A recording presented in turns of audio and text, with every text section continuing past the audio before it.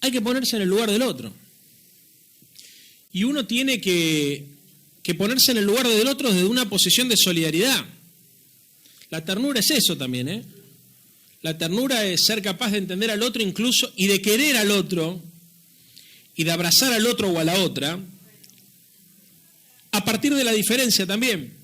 Y entendiendo que por ahí hay personas que piensan parecido pero que actúan de manera diferente. O personas que sienten parecido pero que piensan diferente también. Eso es una característica interesante para analizar, porque si no, no vamos a poder reconstruir una mayoría político, electoral y cultural, si no entendemos que el primer paso de este trabajo de construcción de una mayoría política consiste en identificar a los que piensan distinto, por ahí hasta inclusive actúan y votan distinto, pero tienen una sensibilidad parecida a la nuestra. Eso es un matiz que conviene reconocer, porque si no parece que la discusión política es a matar o morir, y no siempre es a matar o morir, a veces sí. Yo soy de los que creen que hay veces que es a matar o morir porque las cosas se plantearon en esos términos, pero no siempre es a matar o morir. Y entonces, bueno, para sintetizar esto y después, si les parece, vamos a las preguntas, porque así además lo hacemos más democrático. Yo creo que quienes estamos de este lado de la grieta, llamémosle, y quienes estamos de este lado de la grieta con una actitud más indulgente, con algunos compañeros y con algunas compañeras, tenemos la responsabilidad de pensar cómo hacemos para recomponer el lazo social con otros sectores que son distintos a nosotros, pero que tienen un corazón parecido al nuestro. Yo creo que es un gran error del proyecto pensar que todos los que están enfrente son enemigos. Y creo que es un gran error de la militancia no identificar los comunes denominadores que podemos tener con personas que por ahí no votan lo mismo que votamos nosotros. Es un error porque la derecha necesita eso. La inoculación del odio genera muchas veces, inclusive dentro de nosotros, una alteración de la percepción de la realidad. Yo conozco mucha gente que no nos vota ni nos va a votar en esta elección, que a mí me gustaría que esté de este lado. Como también conozco un montón de compañeros, entre comillas, que están de este lado que preferiría tenerlos de la vereda enfrente. La coordinadora tenía una canción que decía: cuando se suma y hay que saber sumar bien, porque en el campo enemigo hay gente de otro partido, pero del tuyo también. Y decía: cuando se resta y hay que saber restar bien, porque en el campo del pueblo, al revés, ¿no? Para sumar y para restar se necesita. Entonces hay algo que es clave, que es el amor. Y la dimensión del amor es una dimensión que a veces está puesta por ahí como una decoración, como, si se quiere, como una postura, como una impostura. Y yo creo que hay que reivindicar, o sea, quien hace política por ambición o por amor. Cuando les decía recién las tres dimensiones, la ternura, la pasión y el humor, lo decía porque para interpelar al otro necesitamos buscar herramientas que nos permitan acercarnos, y para tolerar la diferencia, en ese ejercicio pedagógico de interpelar la inteligencia de los demás, para sobrellevar los momentos de angustia, los momentos de desazón, se necesita mucho amor. Nosotros somos una cultura política, somos una cultura que nosotros solemos decir que es una cultura militante, porque es verdad que hay diferencias en las tradiciones, en términos de dónde nos formamos, pero yo cuando me encuentro con mi amigo Andrés Larroque, que se formó en una unidad básica, encuentro muchos comunes denominadores, porque él en una unidad básica y yo en un comité radical sabemos lo que es preparar 200 litros de cal para salir a pintar una noche, sabemos lo que es que se te quemen los dedos con la soda cáustica cuando saliste a pegar afiches, sabemos lo que es barrer el local para que esté limpio antes de una actividad, sabemos lo que es poner el cuerpo y no pensar en lo que vas a recibir, sino en pensar cómo va a salir lo que tenés pensado, sabemos lo que es acompañar a un compañero o una compañera cuando la pasa mal, poner guita en nuestro bolsillo para hacer una actividad. Son todas cosas que surgen del amor al otro. Y muchas veces cuando nos preguntan a nosotros, ¿cómo hacen ustedes tal cosa? Con amor. Esta reunión seguramente se hace con amor también.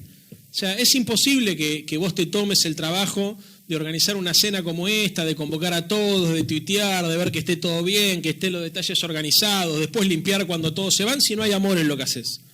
Lo que pasa es que a veces caemos por ahí en la cursilería o en el temor a la cursilería, perdón, de pensar que no conviene decirlo porque te muestra débil o te muestra flojo, pero es un error también estratégico. Pues la derecha en esta cosa de inocular odio nos obliga muchas veces también a tener que sobreactuar determinadas fortalezas o determinadas imposturas. Entonces nos alejamos de nuestra verdadera esencia. La ética militante es una ética que está basada en la vocación de poder y en la vocación de servicio. Y la vocación de poder y la vocación de servicio se sintetizan como parte de un mismo proyecto si está orientada solamente tu acción política a partir de la acción amorosa.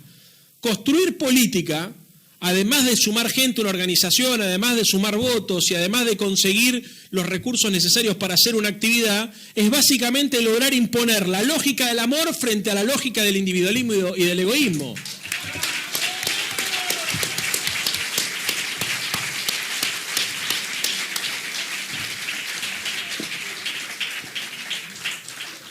Y no hay que tener, miren, yo le decía la vez pasada, a Cristina se lo decía la vez pasada, que en un acto que hicimos, que cuando uno se proponía militar, lo que tenía que buscar era enamorar. Porque el amor es fruto de la admiración. Enamorar es conmover, es movilizar. Enamorar también es convocar. Y enamorar es gozar más en el dar que en el recibir. Y la ética sobre la que tenemos que fundar una nueva sociedad es una ética que tiene que estar fundada sobre las premisas del amor. No hay lugar para el egoísmo si hay amor. Y fundamentalmente no hay lugar para el rencor. Y lo digo, compañeras y compañeros, porque yo sé que después de tantos años de castigo, de injusticia y de malos tragos, a veces el rencor anida en los corazones y es muy difícil ejercitar esto que estamos diciendo acá, que yo creo que en el discurso todos coincidimos, pero por ahí en la práctica nos cuesta llevar a la práctica este acto de renunciamiento. Pero no se puede transformar la realidad si no transformamos primero nuestra propia conciencia. Y nuestra conciencia tiene que partir de la premisa que para desmontar el neoliberalismo cultural, individualmente nosotros tenemos que construirnos en sujetos contraculturales de esa cultura neoliberal. Y tenemos que encontrar también en la solidaridad, que creo yo es la expresión, miren, más que la solidaridad, en la amistad. Porque para mí, para nosotros, la amistad es la etapa superior de la solidaridad. Y cuando uno plantea construir desde el amor, plantea construir una organización de hermanas y de hermanos. Son las banderas de la Revolución Francesa, no estoy diciendo nada nuevo. La igualdad, la libertad y la fraternidad. Yo quiero militar en una organización de amigos. No se puede transformar la realidad si solo somos compañeros que nos encontramos para dar algunas batallas. Yo creo, nosotros creemos, miren, a veces también en mi propio lenguaje, digamos, se filtra el individualismo, porque hay que hablar en la primera persona del plural. Nosotros creemos que la amistad es una bandera muy poderosa y que el ejercicio de la amistad es el ejercicio contracultural más fuerte que tenemos para luchar contra el neoliberalismo. Cuando nos digan que en política no hay amigos, vieron que muchas veces se dice en política no hay amigos. Estamos frente a un traidor. No renunciemos nunca al ejercicio de la amistad. Y no renunciemos nunca a la vinculación entre la política y la amistad. No se puede construir un mundo mejor si no lo hacemos con amigos y con hermanos. Así que yo les agradezco que me hayan invitado esta noche acá. Me doy cuenta por el clima que se vive, que si no son amigos, muchos de ustedes están cerca de serlo. Y tengamos siempre presente que la única forma de poder darle sentido a nuestra existencia y de trascender más allá de nuestras modestas luchas individuales es construir una corriente cultural que nos sobreviva a nosotros y que logre construir en la Argentina un país con el que soñaron nuestros próceres, tanto Alfonsín como Perón, como Néstor y como Cristina.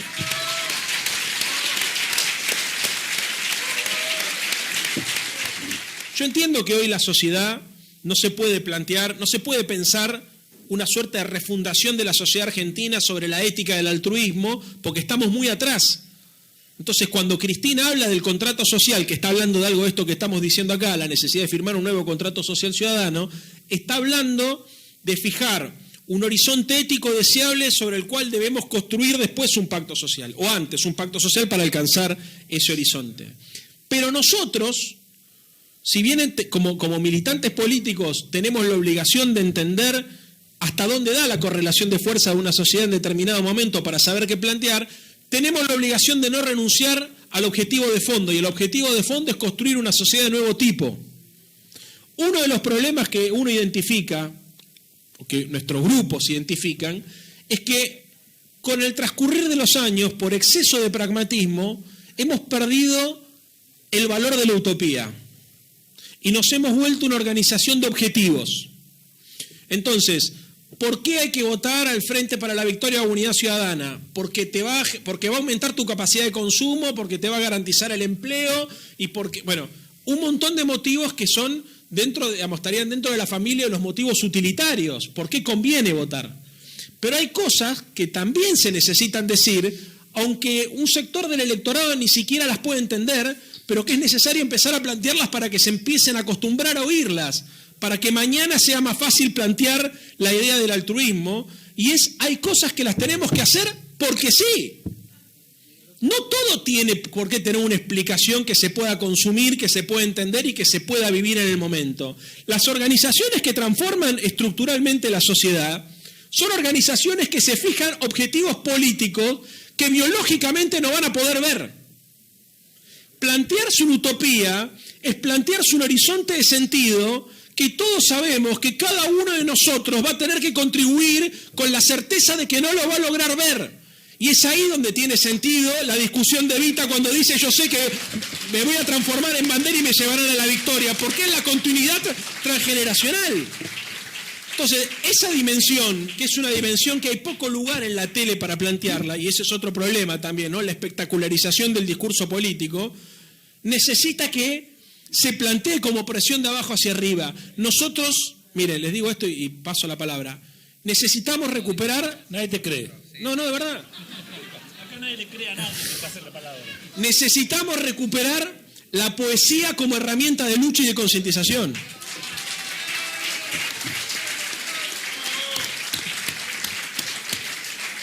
Si no hay poesía, no enamoramos a nadie. Y yo se lo estoy diciendo a Alberto, quédense tranquilos. Que mi amigo lo quiere y nos queremos y nos respetamos. Le decía: mirá, guarda, no solamente hay que dejar de hablarle a los mercados, hay que hablarle a la gente, sino que además hay que hablarle a la gente y decirle cosas que por ahí no quieren escuchar.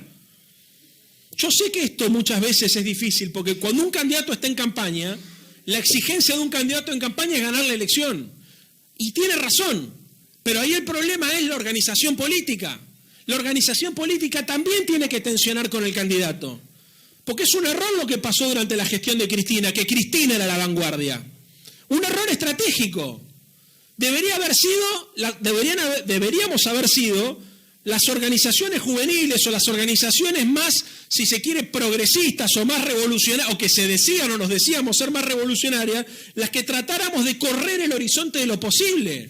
No puede ser que sea ella la que un día proponga una propuesta disruptiva y traiga novedades, y que si ella no propone novedades a nadie se le ocurre nada distinto. Eso es consecuencia también de que nosotros hemos entrado en nuestra propia zona de confort, y a veces por exceso de disciplina partidaria y exceso de verticalismo terminamos siendo nosotros el elemento conservador de la organización política y del proyecto popular. Entonces, para que esto no suceda en el futuro, tiene que haber una dialéctica entre el líder y el espacio o el movimiento. El movimiento tiene que acompañar al líder y defenderlo cuando está siendo asediado por la derecha, pero también tiene que proponerle situaciones que el líder no tiene contemplada. Se necesita tener una vanguardia política que le plantee al líder, al movimiento y a la sociedad cosas que no estén en la agenda. O sea, que se anime a soñar despierto. No puede ser que soñar sea una dimensión de la antipolítica. Una suerte de dimensión individual. Se sueña solamente cuando se duerme, o se sueña solamente cuando se experimenta con las drogas. No. O sea, Sí, pero no solamente, digamos. Se tiene que poder experimentar también de manera colectiva. Y se tiene que poder hacer de la capacidad poética de soñar un instrumento para lograr articular un colectivo que sea lo suficientemente poderoso como para poder romper con las estructuras de pensamiento vigentes y hegemónicas. Si no, no se puede. Y uno de los problemas que nosotros tenemos es que nos vamos a terminar muriendo por sobredosis de pragmatismo. Entonces, ¿se necesita pragmatismo? Sí, se necesita pragmatismo. Pero compañeras y compañeros, esperen que nos estamos zarpando de pragmático.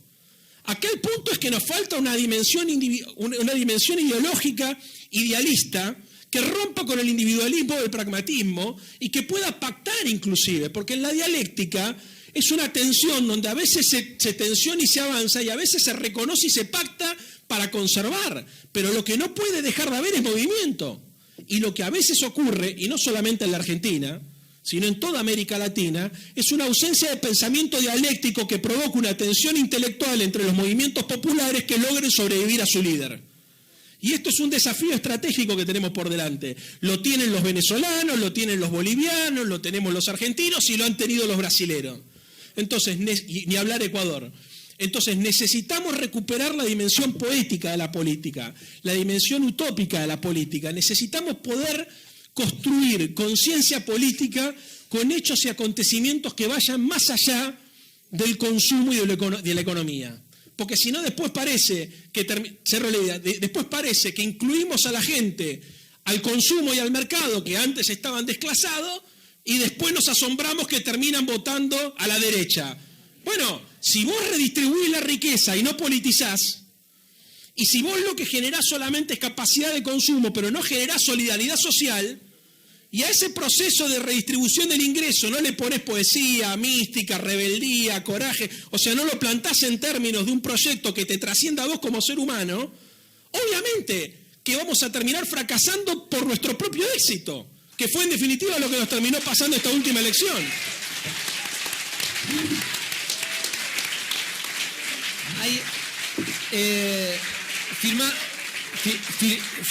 Firmamos al pie. El honoris causa. Le damos el honoris causa. Honoris causa de la